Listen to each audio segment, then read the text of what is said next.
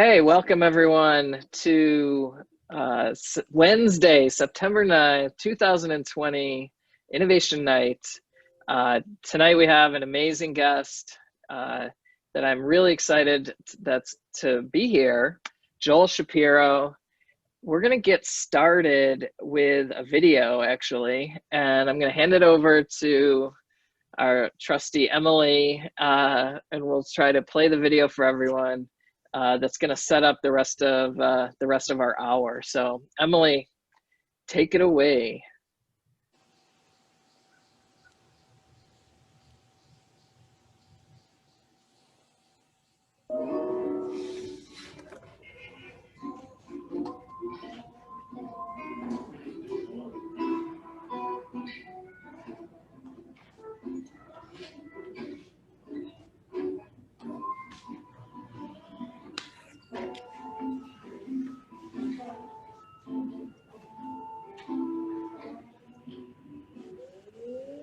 Good ad. Support small business.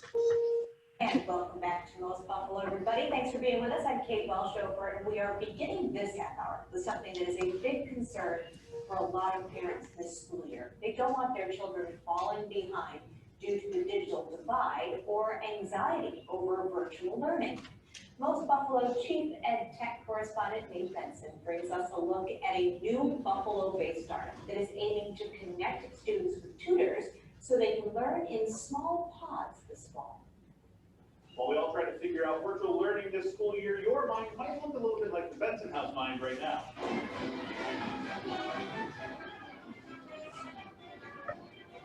We're all working to ensure that our students don't fall behind while learning in a virtual environment, and that's why a Buffalo-based startup is working with parents and tutors to make sure that doesn't happen. With that, teachpod was born, and we're creating an application where tutors can touch anything with their profile, with their background. Families can do the same, and we're going to help facilitate the connections. teachpod is a community marketplace where families in a neighborhood or a class at a school can pod together, hire a tutor to provide small pod lessons from their class or topics that the students are interested in. It's a very personal kind of situation where you're having other families and other kids come to your house, or you're sending them to another person's house.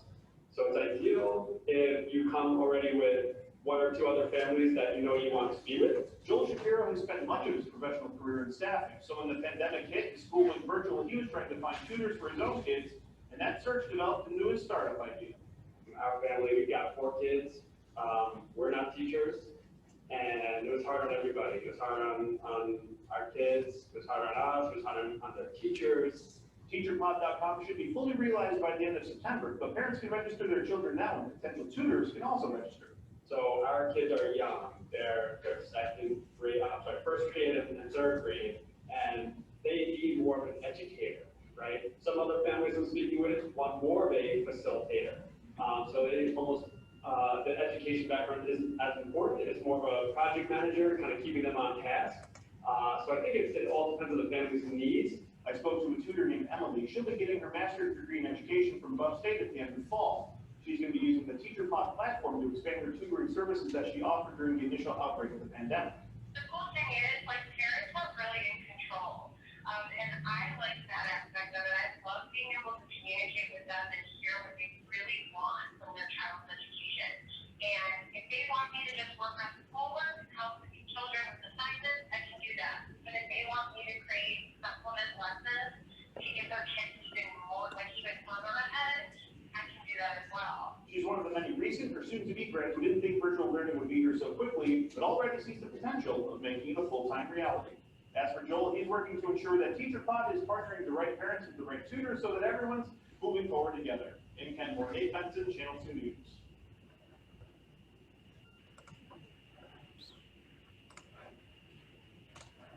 Okay, well, that's an intro for you.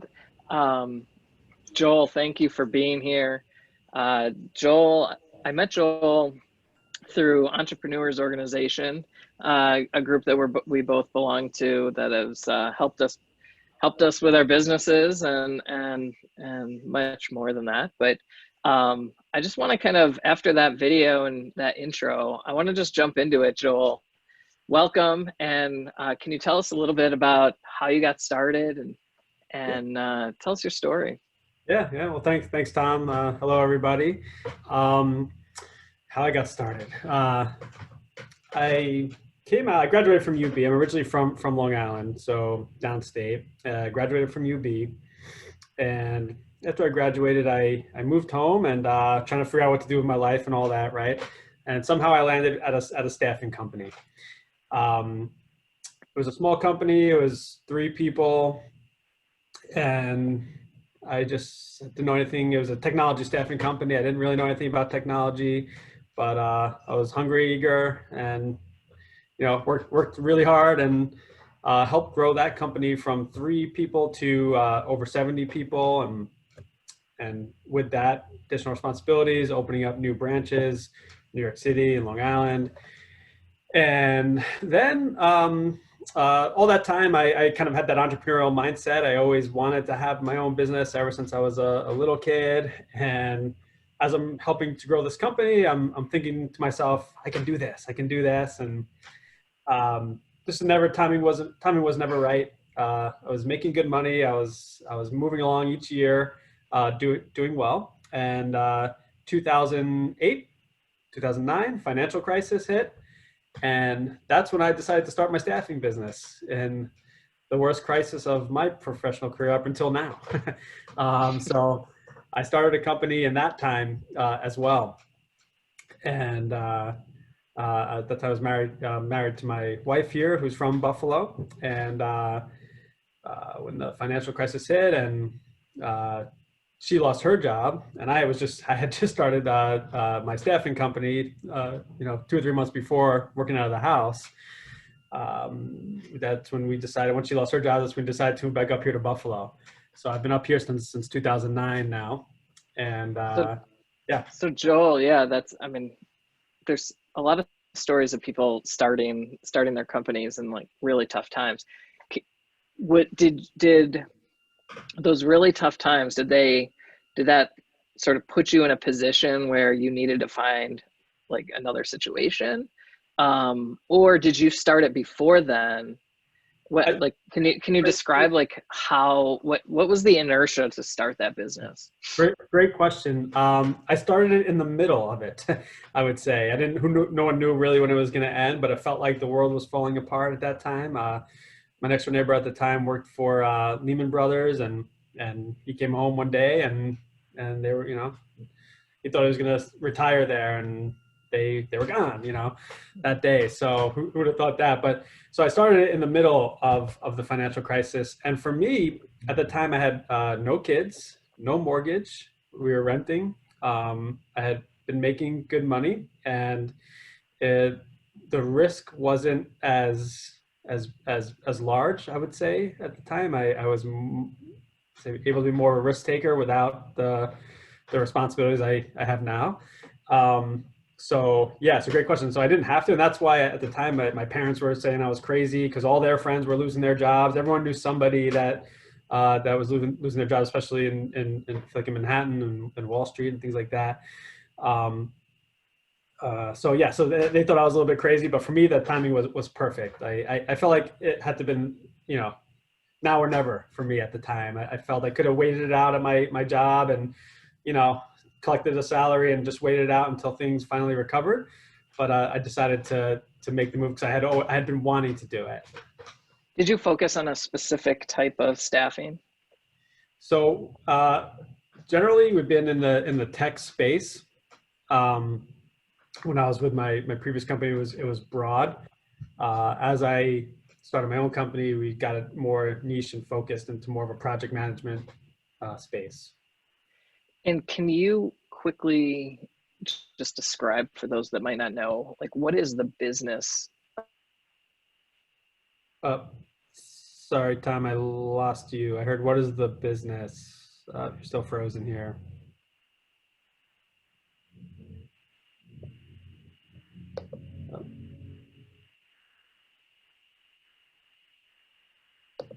I lost you. I don't, give me could someone give me a thumbs up if you can hear me? He's coming over here. It's Tom, I think, yeah. There he is. Pivot. All right. Perfect. So can you tell us a little bit about the business of staffing? Sure. Yeah. Staffing is basically at the core of it is connecting employers with staff, right? Hiring, recruitment. There's two business lines in that we did. There's more to it, but there's two that we focus on, which was direct placement hire.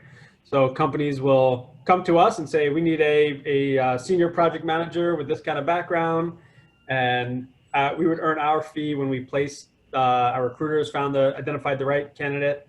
And typically, so it's 20% of their base salary is pretty standard for staffing. That's one model. The other model is like more temporary, project based. So same kind of scenario, but they need a project manager just to handle a very specific project that's only going to be 9 months or 3 years or whatever. We'll hire that person onto our payroll. We'll recruit, find the person, hire them onto our payroll, and put them onto the company site. And we bill them hourly for that. Is there one of those that's more interesting than the other, or it's just kind of how it works? It's a more interesting from a business standpoint. So it's interesting because I always thought that, and when I came up when I was with my previous company in Manhattan, that the contract workers are where it's at, and it's true. It's good revenue you get from that, but it depends what your goal is. The profit margin on the direct placements are higher. Got it. Yeah. Okay, cool. Okay, so I kind of hung us up a little bit. Can we keep going on your career? So you started this new business. Tell me if you can't hear me very well. And you started this new business in the middle of this financial crisis. What was that like? So you moved to Buffalo, right? Yeah. So when I started the business, I'll never forget it. My wife at the time was working as an interior designer and working for Estee Lauder in Manhattan and designing their spaces like around the world and airports and things like that. So she had a good job, and at the time nobody was really hiring. So I was just kind of, trying to get it started from the home office. By the time the Olympics was on, and I was kind of joking with my friends, like, I'm watching the Olympics, I'm driving Paige to the train station, going to the grocery store. Like I wasn't, not much was happening, right? But I was trying to, in between the Olympics and grocery stores, trying to scrounge up whatever business I could. And I still kind of remember the first deal, and then from there it just improved month over month, and we started to grow the company. And so you had experience selling that, right? Like, correct. How important was that? How important was it? I think it definitely gave me the confidence. I learned a lot from the company I worked with. I learned a lot of what to do and also what not to do, I think, in terms of culture and building a team and hiring internally for our company. But having that experience, I think, was very, very valuable. I think I avoided a lot of mistakes I would have made on my own by having that work experience, for sure. Cool. All right, so keep going. Yeah, so where were we? So JMS Technical Solutions is my staffing company, and we're just still going, still kicking along here. We honestly, like, since that, it's been an amazing economy, right? For the past 10 years, it's been not easy going, but when I look back at what happened since March with COVID, yeah, it was really easy going. It was really easy going. We were growing year over year. Of course, we had our ups and downs. We hired the wrong people. We had problems with clients. Things happen. It's looking back now, it was really, really good. Each year we're growing year over year. We had just in the last quarter of 2019, decided to change our whole kind of structure, where in staffing, traditionally, it's a very commission-based model for the team, for the salespeople and for the recruiters. we did a smaller salary and a large percentage commission. We changed our whole model based on working with the team last year in conjunction with them, and we gave everybody huge increases in base salary and took away commission. So no more commission, and we moved to a profit share. So we had just changed our whole entire model, and we rolled it out January 1. You know, we did it with the team. Everyone had buy-in. We rolled it out January 1, and I think it was going really, really great up until mid-March. But it was almost bad time because we had changed the way we hired. So from January until COVID, we were hiring very experienced people and paying them nice, I think really nice salaries, especially industry-wise, probably some of the larger base salaries, but with no commission. And I think they really liked it, but we had put ourselves in a little bit of I'd say a position where we were salary heavy, not in a good spot for COVID crisis when everything screeched to basically a halt. Wow. All right. So I'm interested in digging into like what happened then, but I want to rewind a little bit, and I want you to talk a little bit more about was your whole company based in Buffalo? Were you selling into Buffalo? How did that all work? Yeah, so we have just a few clients in Buffalo, just from I think being here and relationships, but most of our customers we're spread out. So we're in New York City. The recruitment team is mostly in South Carolina. Our largest customer right now is in LA. So we are spread around. So that was, I guess, one positive with COVID is we were used to working remote and distributed, and that's been around. We have a few employees in Buffalo, which call this a headquarter. So we have like our administrative staff up here and myself, and but mostly spread around. And how big was your team? So we were 9 internal when COVID hit, and now we're 3 internal. So we cut the team quickly. Okay, so take us through that if you don't mind. So yeah, that was I think pretty horrible because we had changed the way we were hiring, as I mentioned, and you know, it kind of weeded some people out, but we started to hire senior, more experienced people at higher salaries. And when COVID hit, it was tough. We started hearing, you know, right away from some customers. We had some in retail. One of our larger customers was in retail in New Jersey. They're an international retailers, but they're in all the malls. So they quickly stopped everything that they had going on, and then we were getting the communications from them that, yeah, we know we owe you all these invoices for these consultants you've had with us, but we're pushing back to 90 days payment terms, and it's been beyond 90 days. So as we were getting these emails from other customers, all the work we had in our pipeline, it just kind of went from the best employment situation in my career of doing this now for you know, since I guess almost 18 years. This is by far the best employment situation to the worst, where everyone just stopped for a while, where everything in our pipeline was we're just going to wait and see. This has never happened before. So we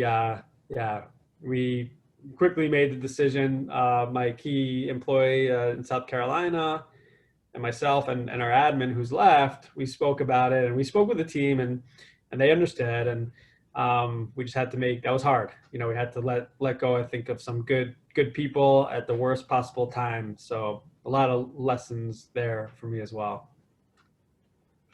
Was there a day, I mean, did you let them go all at the same time?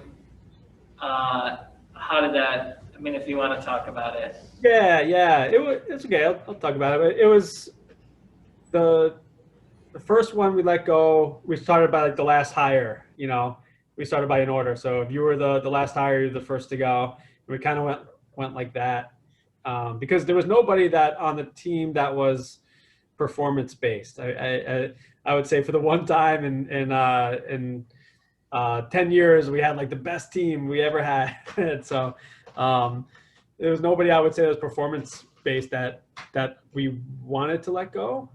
So we decided to go by the last hire, but it was all within 2 weeks because I thought we were going over a cliff with the economy. And When was that? Was that March, April, May? that was probably by the end of March. We moved fairly quickly because I think I was pretty worried about what was going to happen. So we moved pretty quickly. By the end of March, we were down to 3, and that's where we've been. We haven't hired back yet. We're holding tight, and we want to just survive until this thing is completely over. Have you seen anything come back since then? Slowly but truly, not even close to what it was. Yeah. But we are having a handful of customers. So we've done a few deals, right? So we have a handful of customers that started to come back. But before COVID, it was never even a worry about where the next order was. I mean, that's how it was easy, right? You know, easy to get a new order in, which, you know, you take for granted a little bit when it's like that year over year. So that's another COVID lesson learned for me. But we're starting to see it trickle back a little bit, but not to the point, you know, far from where it was. So you're sitting at home, you're with your kids, you have 4 kids. What are their ages again? Yeah, so the oldest one is, well, interesting enough, they all had just had their birthdays in February and March, but they're 8, 6, 6, and 4 are their ages. So it's busy days and here and yeah, sitting at home. Suddenly the kids are all home. I'm home. I can't go anywhere. I can't travel anymore. We're all stuck inside the house, and we were taking COVID very seriously, and we were just staying home and, you know, kind of probably reading too much news and getting stressed. So the business is essentially evaporated, and you're sitting at home. So what happens next? So I cried for a few days. You kind of go through the stages of like grief, right? You know, like I, you know, give up, throw my hands in the air. You go on like LinkedIn or you social media, and you see all of these companies with cool pivots and doing awesome things, and meanwhile I'm just like letting my staff go, hearing from customers negative, all bad things, and the kids are at home screaming and not wanting to be taught by us and all that. And yeah, I would say it was pretty much hell. I say like that March, April, you know, and the weather was terrible. We're stuck inside the house, and there's a global pandemic on top of it, right? So, you know, nobody knew what it was or what to expect at that time. So yeah, it sucked. It definitely sucked, but I'd say I went through the roller coaster, you know, of emotions during that for sure. How did you, so you have a new venture. Like, can you take us through, like, when did that come along? How did it work? Yeah, so early in the summer, I was talking with a friend of mine, and that also has kids, and we were just enjoying summer, right? But then we started thinking about what's going to happen. School's coming back, right? In September, in one way or the other. And he had the idea of, why don't you pivot, you know, the buzzword, right? Pivot your business to help families find tutors. And I don't know, I didn't really want to do that like much as a staffing business, but I thought, what if we can do something like that and scale it out to many people. I made at the same time, you know, I made a Facebook post in our little neighborhood as a Facebook group. So I made a post, and mentioning that these are our kids' ages. We're looking to bring in a tutor. Is anybody interested in joining us? And this one kind of Facebook post really blew up. The interest was really, really intense. So that's when the wheel started turning. And okay, maybe there's something that I can do here and to help people. And with that, so you had a problem. You knew that you had a problem. You're talking to your friends about it. What are you guys gonna do? How am I gonna deal with this? I have 4 kids. Are 3 of them in school then? Yep, 3 of them, exactly. 3 of them are in school. And thinking back, right, to that hell that I mentioned, yeah, it gave like anxiety, like, oh man, we can't go through that again. That was bad. And the kid, and yeah, it sucked for us, but it was terrible for us. But the kids didn't get education from March until the end of the year. They just didn't. The teachers were kind of just sending links. The kids respond differently to teachers than they do to parents. So they were, and it was also hard on them, right? They went from seeing their friends every day to going to school, being social animals to being stuck inside. So yeah. So all right, so this Facebook post, you were focused though on your own kids with that post? Correct. Yep. So It blew up. I just threw it out there that our kids going into these grades. Does anybody want to try to form a pod, right? And we'll hire a tutor, and one post kind of blew up, and it's like, okay, well, and Friendly, I was like, okay, well, let me try to help out. And that's what I was trying to use my staffing background a little bit. Like, let me try to help everybody out. There's so many people. I took some steps there and created a Google form and just started having everyone fill out the form. It's like, all right, let me capture what grades are your kids in and things like that. What days are they going to school? What days are they home? And let me try to connect them with tutors. And just Friendly, it wasn't a business at that point. I was just trying to help. Our neighborhood Facebook group is just a couple of blocks, where we live. So just trying to help. So what happened from there? So you, obviously things have changed. Yeah. So, well, what happened from there was a few people from that Facebook post said, hey, my friend in that neighborhood over there is also looking for something similar. Can you create kind of this form for them? And that's when I really got to thinking like, whoa, this could actually really help a lot of people now. It started coming from them, like, hey, can you do this in other neighborhoods? And that's when I really started thinking that thinking back to that conversation I had with my friend about pivoting the staffing business into something else, that's when I really started thinking that this could be that, and maybe I have something here. We could scale it out. So where are you at? You're pursuing this? Like, obviously we watched the video. Like, tell us. And how long ago was that? That was in July, probably end of June, July, and probably early July.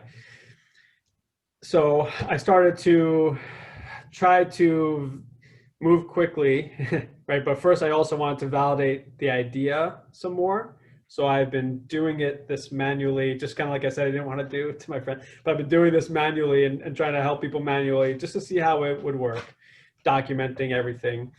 And I, at the same time, also having conversations with people who have built products before, who've built digital products, because I had never done anything like this. I've been in the services business essentially, right? Staffing. I've never built a digital product and tried to scale it out.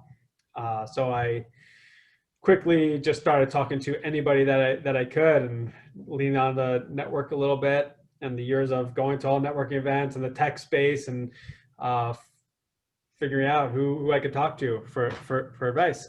And the feedback I got from them was, I think, very interesting. They poked holes in it for sure, which was valuable for me. And they also, quite a few really liked the idea. And to me, that was validating. It felt, felt good, right? Okay, there's something here that I'm not just thinking in my head. So you basically, sorry to interrupt, so I just want to understand. So there was this Facebook post, it was, clearly there was something there, you started digging into it, and you needed to validate that there was a problem to solve, or validate what?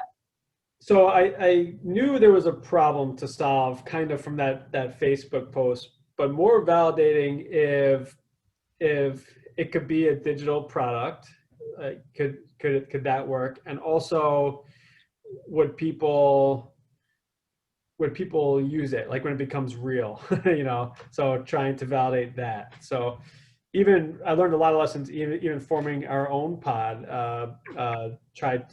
I realized that I had a lot of assumptions that were assumptions, that I thought it would go one way, but actually went a different way. Can you give an example of an assumption? Yeah, absolutely. So and this was kind of a big one. So when I created the Google form for my little neighborhood to fill out, and just from that one Facebook post, got, I think it was 67, 68 kids, involved in that filled out that form just from like one Facebook post. So putting the link out there. So I knew there was a problem here. I knew there was anxiety. I wasn't the only one feeling it, and me and my wife weren't the only one feeling it. But I just assumed, like, if there's a first grader and a third grader, or if there's 4 first graders, that will work. Let's put them together, right? We'll make it work. And maybe that's more my attitude, like make it work. But when I started to talk to parents, and I spoke to so many parents, and there's a lot that goes into it. I kind of said it in the clip, like it's a very personal situation, right? You're having people in your house. Are you going to wear masks? What are you going to be social distance? What if our kids don't get along? What if one's not behaving? What do we do? There's so many scenarios that could come into play. But I had just assumed they're in the same grade. They get together. They have to figure it out in school, right? They'll figure it out in the pods. But I just assumed that it would seamlessly work like that. So when I first started to make the connections, it didn't go as seamlessly as I assumed it would. And so you're making the connections, but in the process, you're essentially interviewing all those to like figure out how to build your product, or how to match them. Yeah, correct. So yeah, having the conversations, documenting the potential issues, trying to come up with like a FAQ, and as I'm doing all this, right? What are people asking? And we're still working on that, right? We're trying to move fast, but we're still working on it. We have a focus group happening this weekend of parents. So we're still in development. So we're still on this. Okay, so so the Facebook post goes out in early July. Real quickly, like you start figuring this out. Tell us where you're at now. Like, give us more of the. Yeah. So we're still in development. A lot of the back end is built, and we're working on the user experience piece of it. And so that's where we're doing focus groups with families, focus groups with educators that kick off this weekend. So we're trying to get info there, as there'll be a facilitator there. It's not my thing, and I'm learning along the way. Right now it's still happening manually behind the scenes, right? We have the landing page, but people are filling out the form, and we're getting a lot of interest. But I'm still calling all the tutors, and I'm still making the connections. So I'm still doing. I'm on the phone like nonstop lately, trying to make these connections. So where I'm at now is trying to just keep making it work, and also figuring out the business model behind it, what it's going to look like. And it's been interesting because I've never studied this before. It's new. I never thought I would be doing this even 3 months ago. So yeah, so it's been interesting trying to do a quick study on all this, and right now I'll focus the 2 areas: making it work, 3 areas: making it work with making the connections, figuring out the development, working with the development team that we hired to help us along, and then yeah, figuring out what the business model is ultimately gonna look like. Okay, so if I go to teachpod.com right now, there's a, you can sign up on either side, right? Whether you're like on the teacher side or the student side, and it takes me to something that looks awfully like the Google Doc. That is the Google form. That's a Google form. Yes, that's the same thing. So I'm doing that. That's the landing. What teachpod.com right now is still the landing page. And what is that? Did you build that website? Like, how did you build that? Yeah. So the team that I'm working with, and it's interesting because I feel like just like in staffing, it all comes down to relationships. So the team I ended up working with is not a traditional dev shop. They had built another product that also kind of a marketplace type digital product. It was a B2B marketplace, so different than what I'm trying to accomplish here. But their B2B marketplace basically failed with COVID. And so they had a development team that they had basically doing nothing. And through talking about the idea with people in the tech space and the startup space, I got connected with these guys. So their developer quickly put up that landing page because the interest was getting intense from the Facebook post, and then talking to people. The interest was getting I think pretty intense. So I needed that landing page quickly. So their developer just threw that up, and they had, I think, a lot of the tech that they had already, that they weren't using anymore, right? Do you know what they built it on? The technology, that landing page? Yeah. I don't. It's not Sorry. like, yeah, it's not. Either way, it's a Google form. When you There's a concept, as you're describing, you're getting these things from the Google form, and you're basically like behind the scenes, making all the calls, making the matches. There's a concept that we had another speaker talk about called the Wizard of Oz approach to starting a business. Yes. So in this case, you're the Wizard of Oz, right? Exactly, and that's how some of my my startup friends that I spoke to described it, and that's the exact advice they gave. Don't spend hundreds of thousands of dollars to build something. Be the Wizard of Oz, make it work, and then you could go the next steps of investment. So you were able to do that. It was clear that there's a need. You're making these matches, especially if we're rolling into school starting this week, essentially. And what's that look like? What's that look like in this moment now? And you said your platform is being tested now, like is still getting built out. Tell us more about sort of what it's looking like now, how you see it unfolding.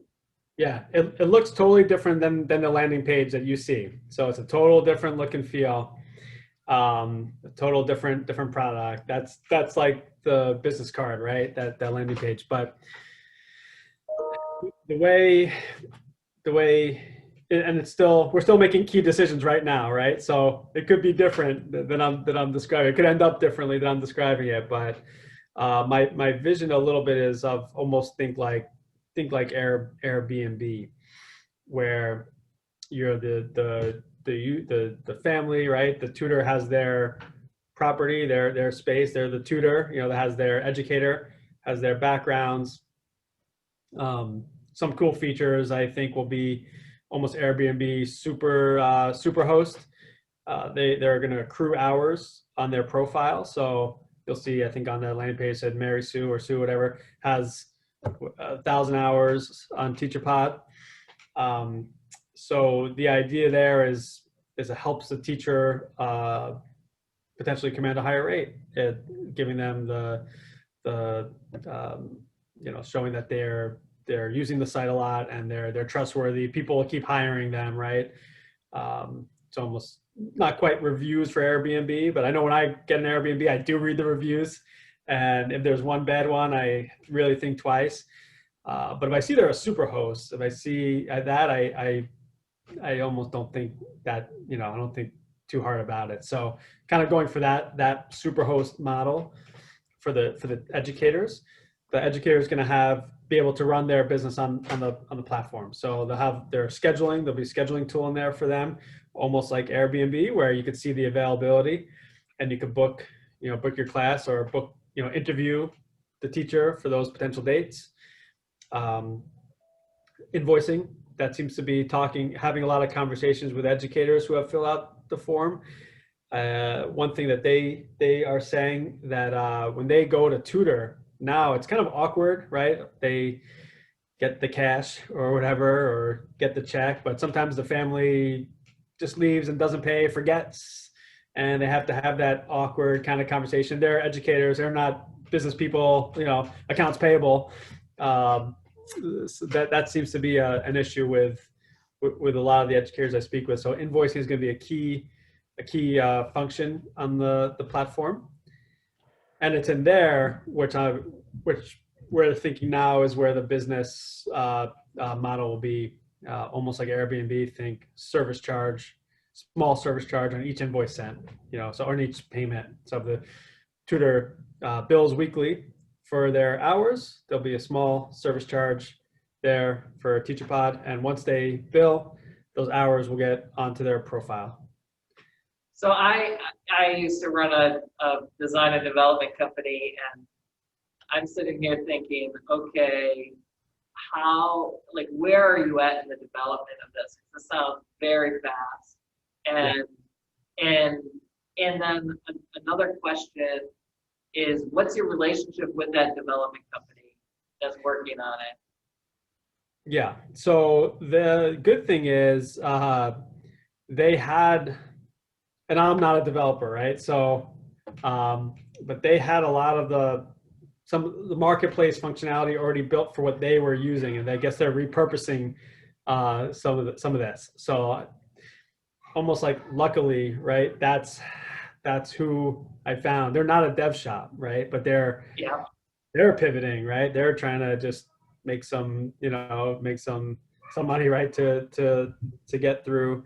Well, they forgot what to do with their business, but that is that is how it's moved fast. They're repurposing a lot of what they built into this, and they're not really a dev shop. They were, I don't know, I guess I don't want to talk too much about their business because I don't know what's public. Product company, yeah. They're a product company, right? Yep. Yeah. So, and the owner, the CEO of that company and one of the founders lives around the corner from me, and a little bit of a funny story with that. I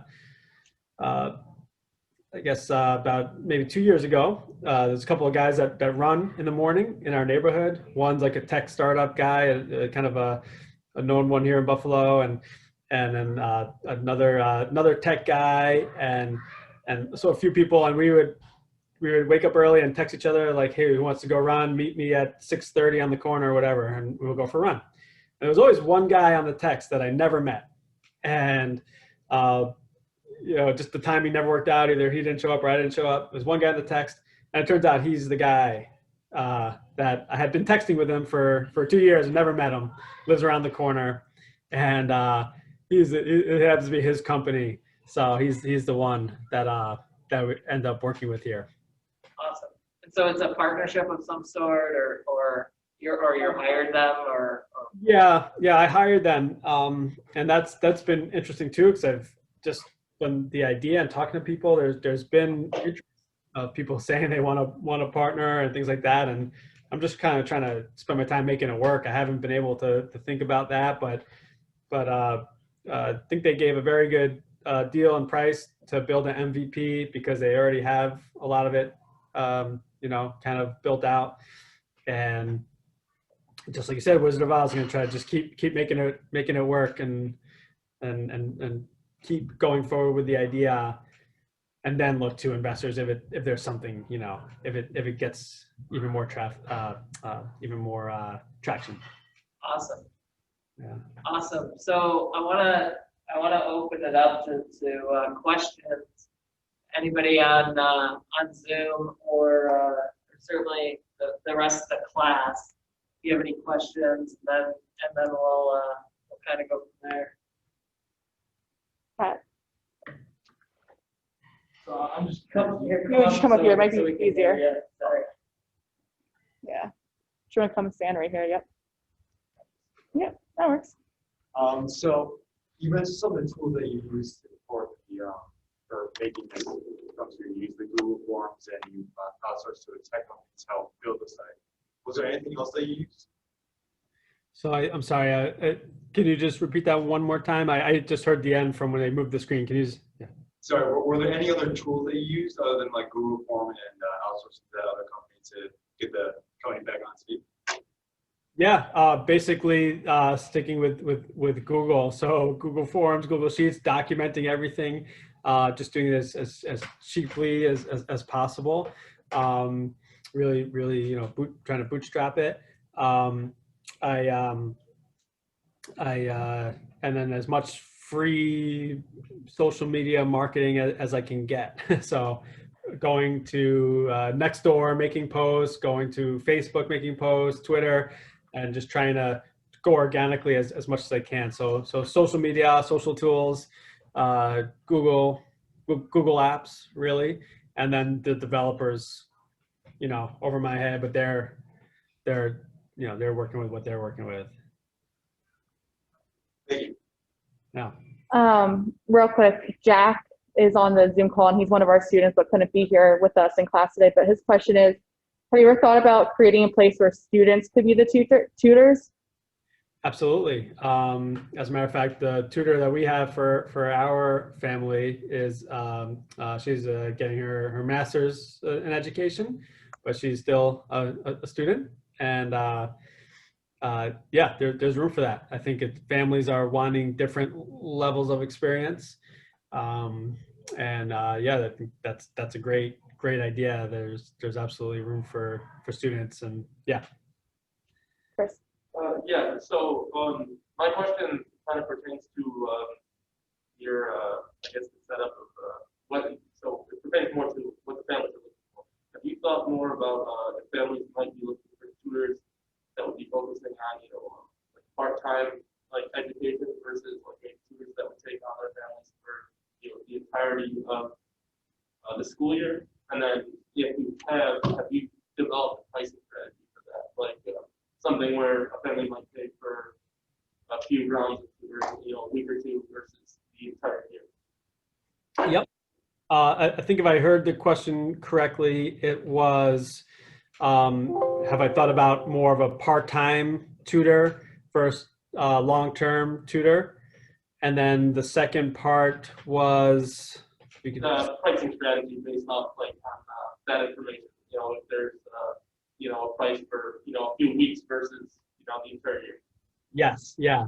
So absolutely. So as this idea has evolved, and even thinking post-COVID, I think the pod kind of social small group learning could be a really cool thing, where not even just kids, right? Like, let's say I want to learn how to code, and there's a couple, you know, or I want to learn how to play guitar, right? And there's two other people in my neighborhood, you know, why don't we get a guitar teacher for an hour or two, you know, for part-time.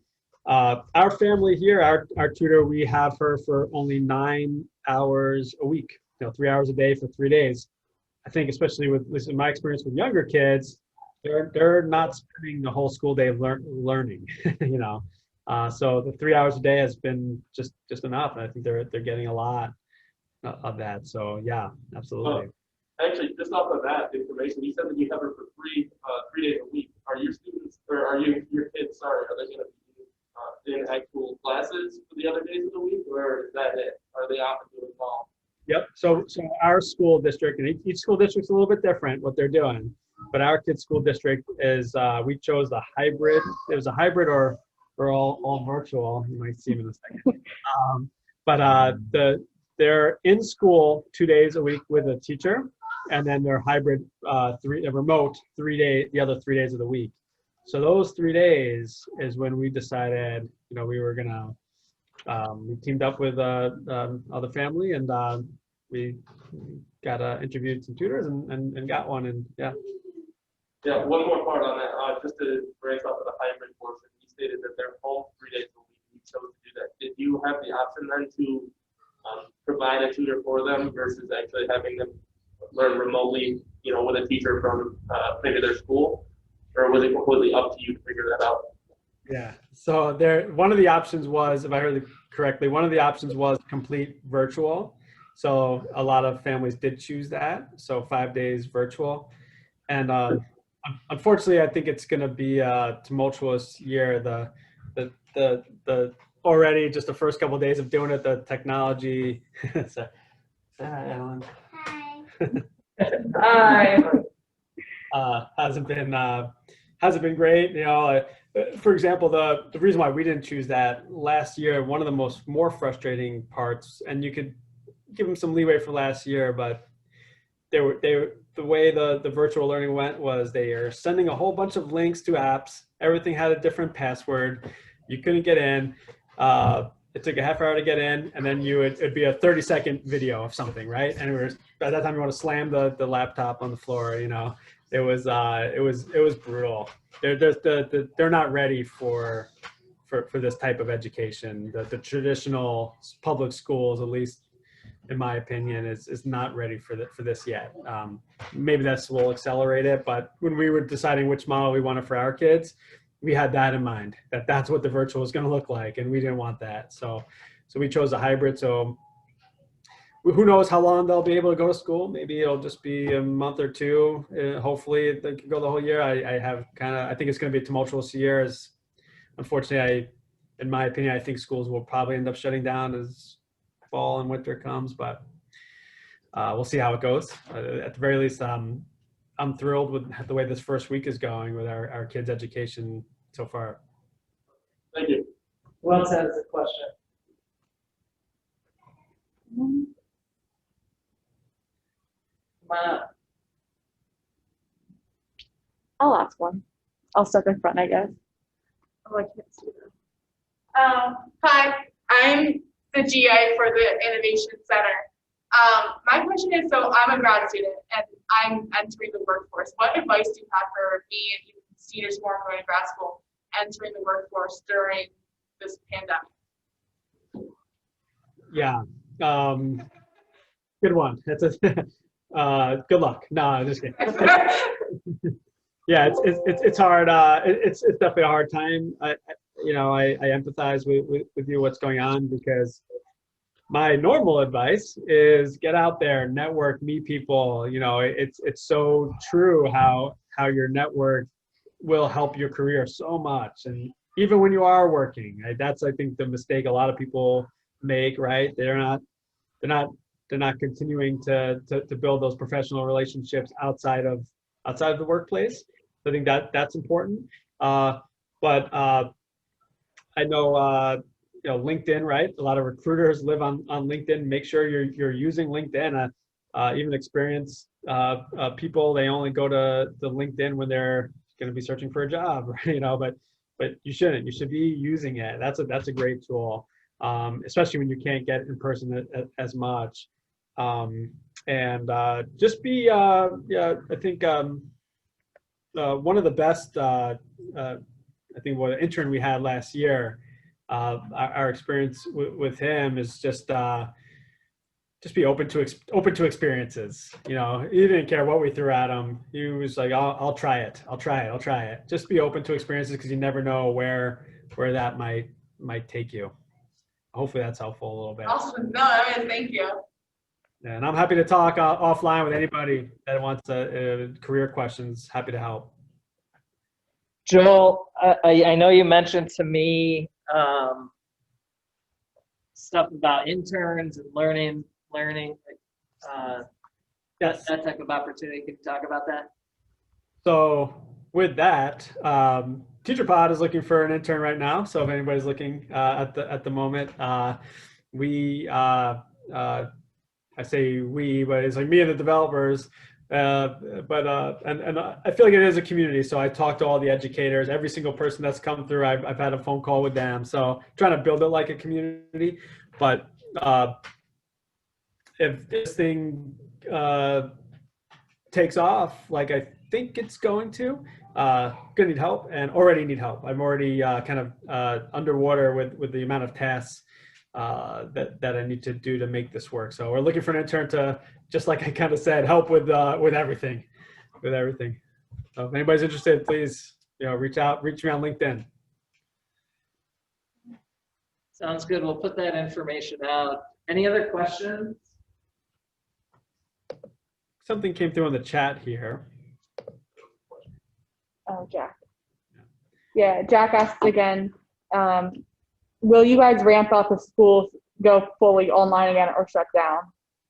Yeah, that's the ramp up right now. That's what we're really trying to do right now. So in the short term, I think it's going to be a tumultuous year. I think there's going to be shutdown somewhere. Unfortunately, I hope I'm wrong. I hope I hope the kids can make it the whole year. But absolutely, the plan is to ramp up and even beyond COVID. I think that this concept, this pod model, makes education more in reach for people.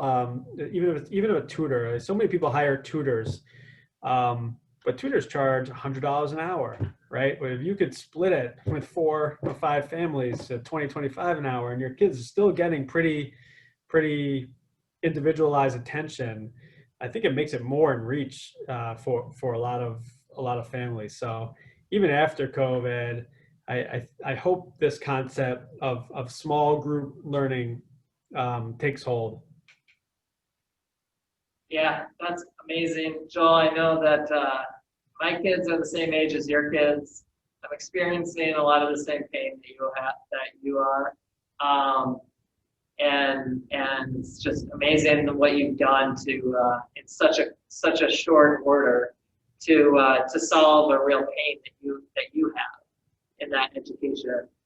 I just want to thank you for coming and joining us. Is there any, before we end, is there anything that you feel like you haven't said, or that you want to, any last thing that you'd like to say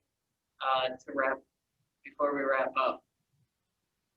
Yeah, I think this is an entrepreneurial class, right? Entrepreneurship class. So I think that's awesome. I never took one in college. I wish I did. But as I mentioned before about the network, right? If anybody ever, connect with me on LinkedIn or email me or call me, reach out, because one thing I've got through EO, where I met Tom and other professional networking groups, is it is so important. So really lean into your network and give before you ask, I think, is a key thing too. I love it. Well, thank you for giving tonight to us, and I think that we're looking forward to seeing you in person at some point. Yeah. Thank you for giving us an inside look at what it's really like, and the vulnerability that you had tonight. So yeah, I appreciate it. I love you, bud. All right, thanks, Tom. Love you too. All right. Thank you. See you guys.